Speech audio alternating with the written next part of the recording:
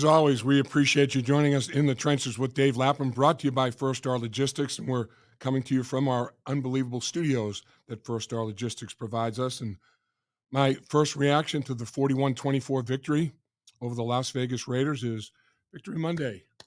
Gotta love that. Gotta love that. Finally get a win at Paycor, 1-4. If they had not gotten that victory, they would have not had a home victory until December.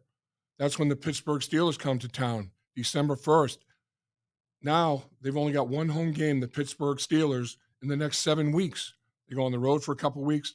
They have a bye, Pittsburgh, and then a couple more weeks on the road. So this win was big for a lot of reasons. And the Bengals definitely handled the Las Vegas Raiders. I mean, I thought at first, is this going to be a track meet or what? Because these two football teams, for the first time this season in the National Football League, both teams had first drives of 10 plays or more. It hadn't happened all year long in the NFL where both teams started the game off with 10-play drives or more. Bengals had a 13-play drive, 70 yards and a touchdown. Las Vegas, 11 plays for the same. And I thought, man, are we looking at a track meet? Well, no. Bengals defense stepped up. The Bengals continued to pass the baton until about halfway through the third quarter. They had a little lull there that we'll talk about, but then they finished strong and they win the football game.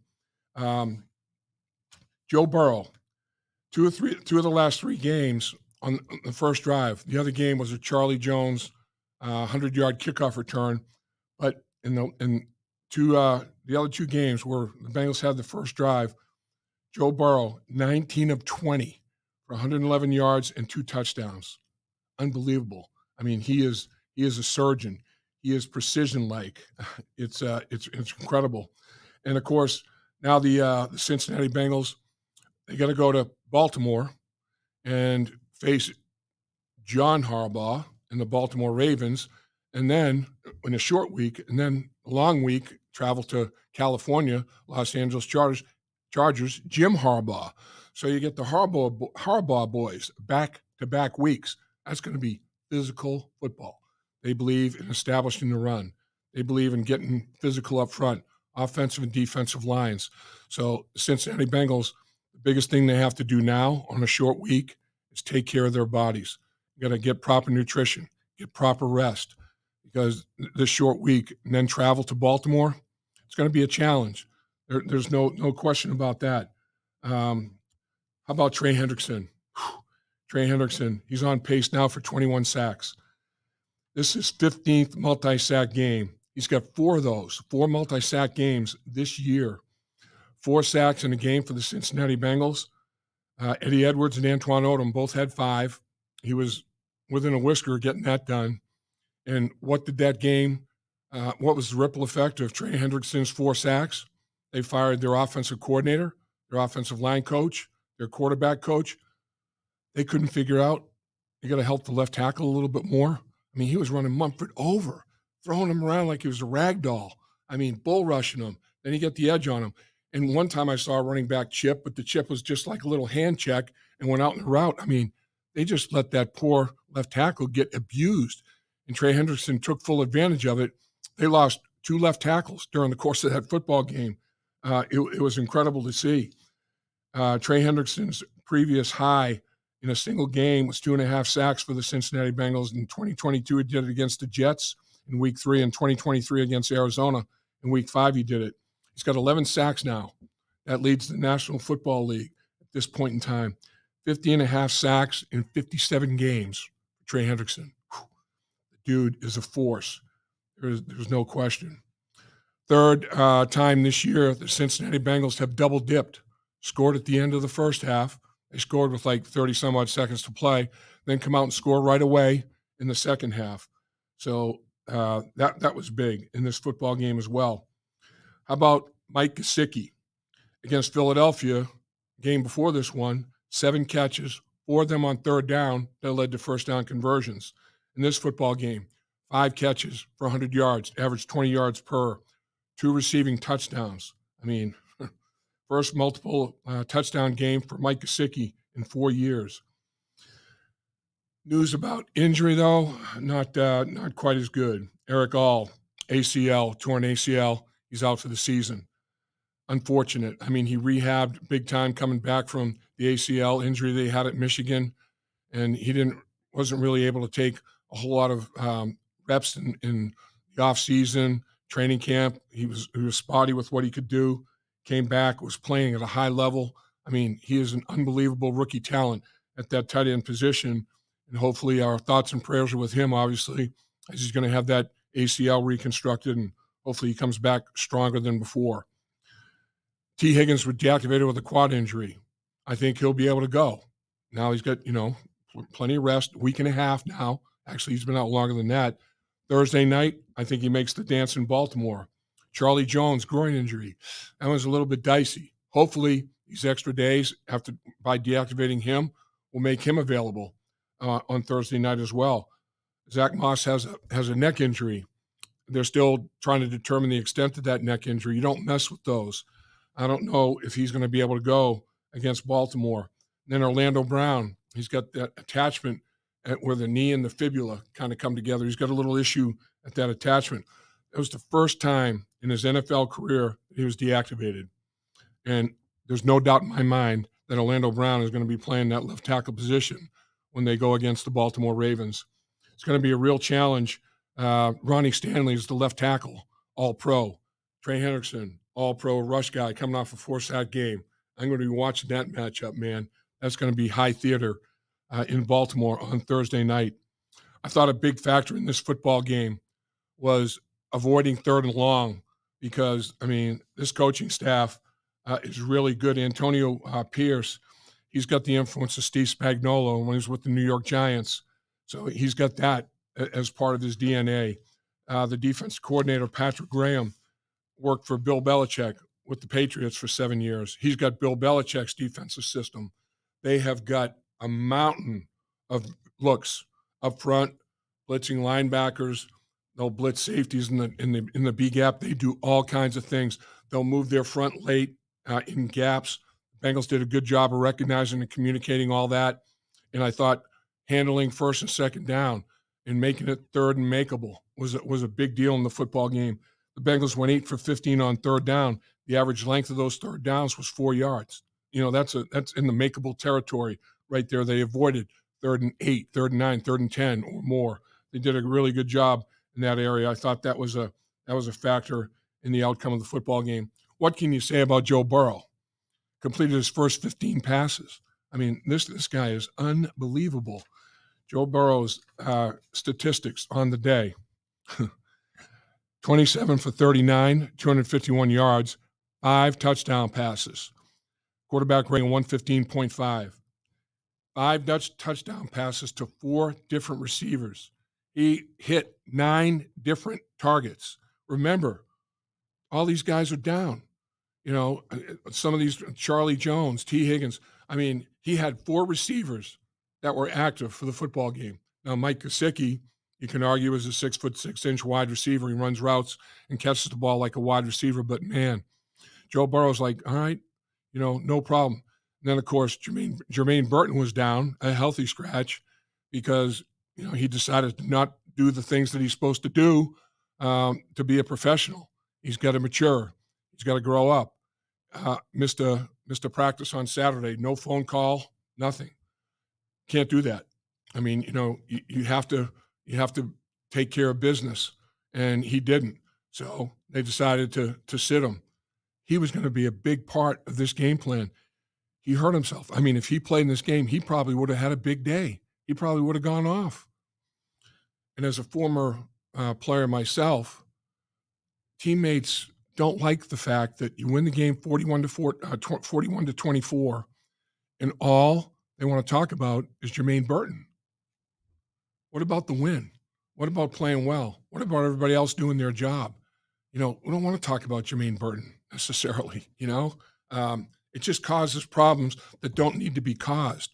So everybody is committed, it sounds like. Zach's committed, Joe Burrow, everybody's saying they're going to try to help this young man mature and grow up in every way that they possibly can, but it's on him. He has to be a pro, not just on the football field, off the football field. Show up on time, where you're supposed to be, when you're supposed to be there, doing what you're supposed to be doing.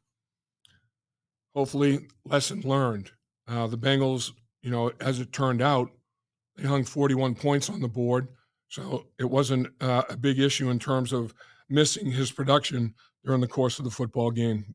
But that one's a head scratcher, to say the least. How about Chase Brown? Career high 27 carries, career high 120 yards.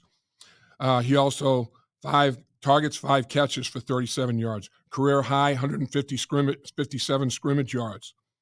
Big day for Chase Brown. 32 touches, though, that's a lot. I mean, now a short week going to Baltimore, a very physical defense. Chase Brown's conditioning is going to be tested, and his recovery program that he's so adamant about and he does such a great job with will be tested as well. Yosivas had another touchdown catch in the red zone. 8 career touchdowns, all in the low red zone, all inside the 10-yard line. The other thing about Chase Brown this year, in the last 6 games, he's got 6 touchdowns, 4 rushing, 2 receiving. He's having a really, really good stretch. There's no question. I mean, his productivity has been off the charts for the Cincinnati Bengals.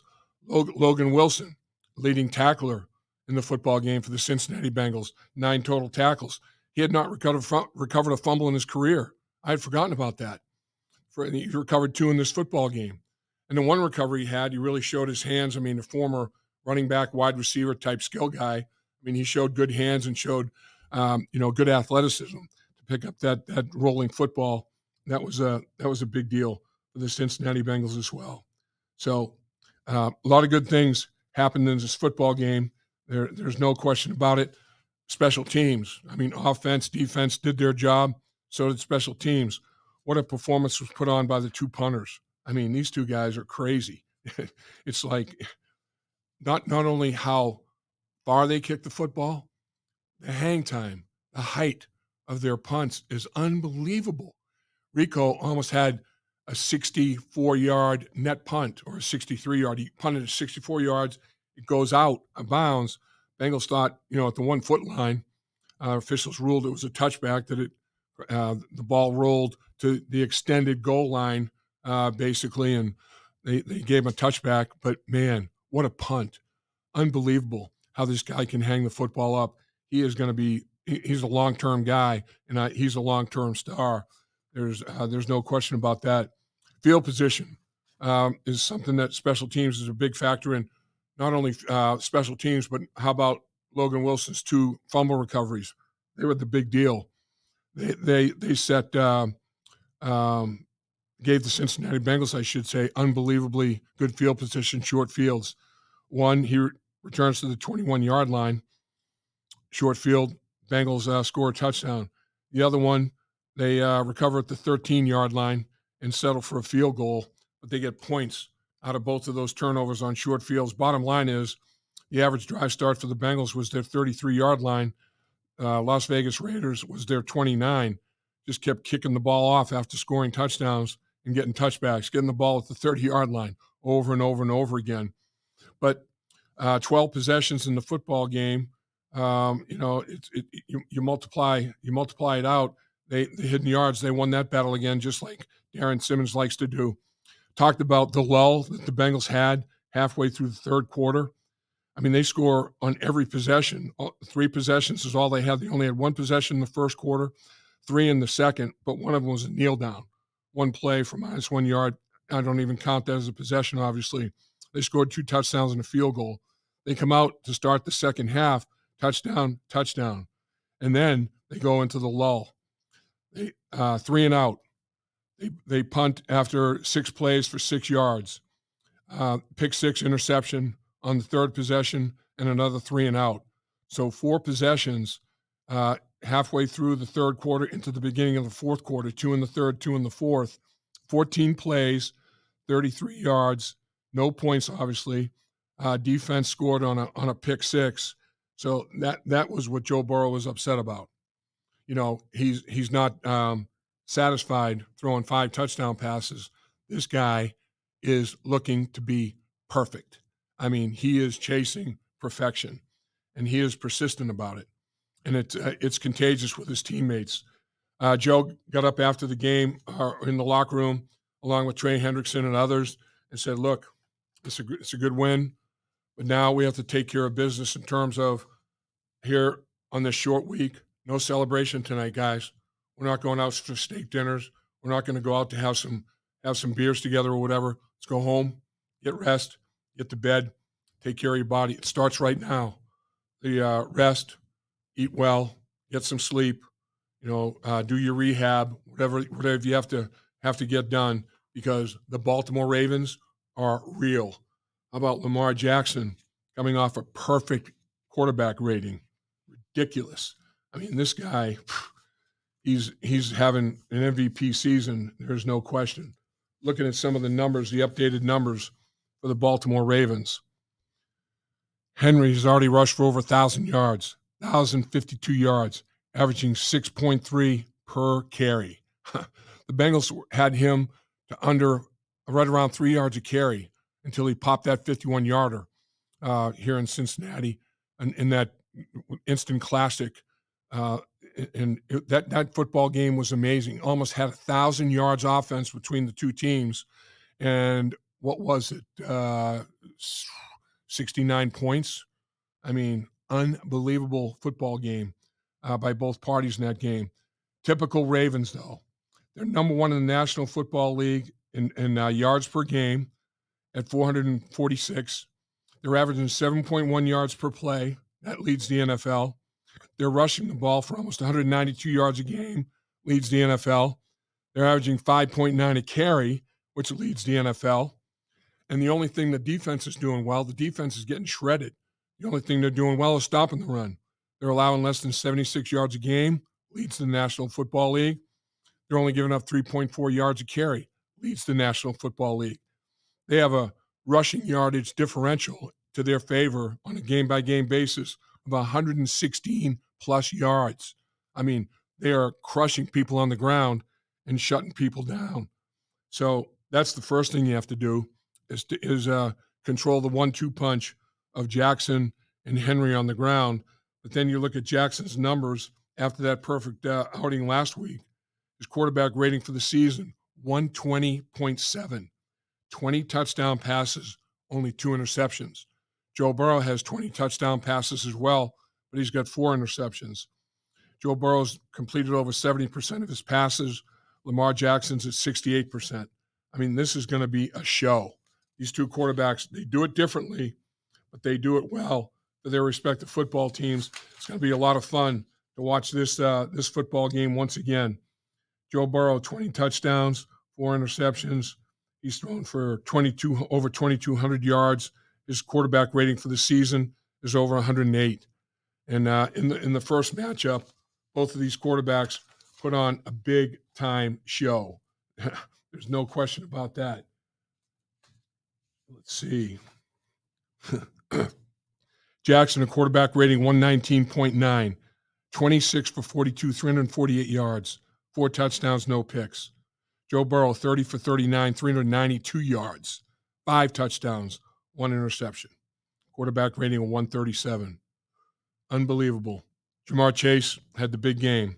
Targeted 12 times, 10 catches, 193 yards in the game here in Cincinnati. He had the 70-yard touchdown pass.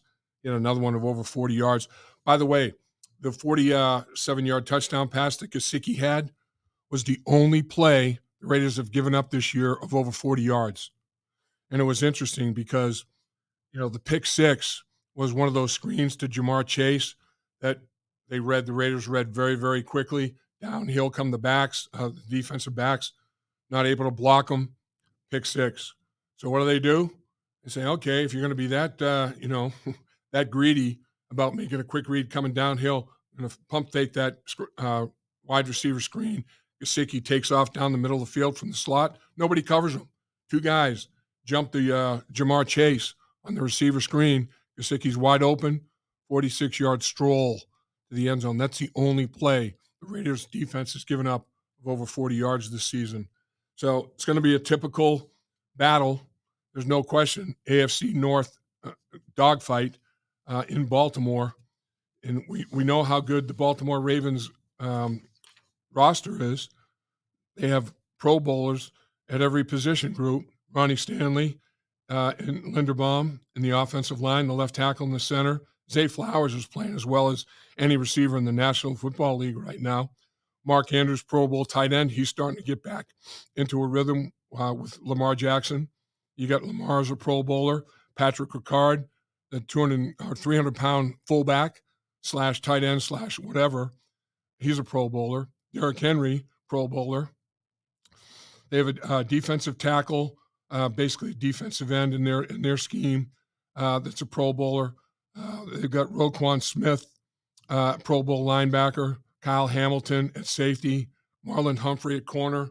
I mean, it's ridiculous. And Stout, their punter. And then, of course, Justin Tucker, Pro Bowl kicker, maybe the best that's ever kicked in the National Football League. This game is going to be a battle royale. And I'm not sure that it's going to go overtime like the last game they played that was the instant classic. But I think there's going to be a little bit better defense played by both football teams. Thursday, short week, very tough, hard for the players. The good news is these two football teams know each other well. I mean, it's not like you're preparing on a short week for a team you face every 8 years. You face these guys twice a year. You just played them very recently in a great football game. It was offensive oriented. Maybe this one will be more defensive oriented. I don't know, but it's going to be a battle.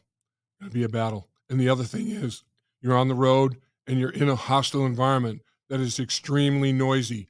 They were doing a great job of communicating. Like I said, when the defensive line was moving into different gaps, offensive line recognizing, communicating. It's going to be harder to do in Baltimore. You're going to have to use hand signals.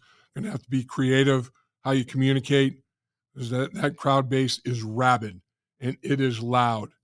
If the Cincinnati Bengals can pull this off, get back to 500, then go to the play the Chargers out on the West Coast and go into the bye week with a 6-5 record, still got a chance, still got a shot with 6 games to play. This one is huge. You lost to them at home in Cincinnati in a barn burner.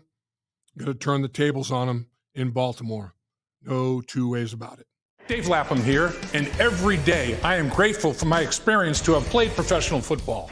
As a player, I realized self-motivation, leadership, and appreciating your teammates are key. At First Star Logistics, you can use those same attributes to create the life you want for you and your family. Build your future by working hard like I did. You'll see results both on and off the field. Call First Star Logistics today and be part of our winning team. Opportunity knocking.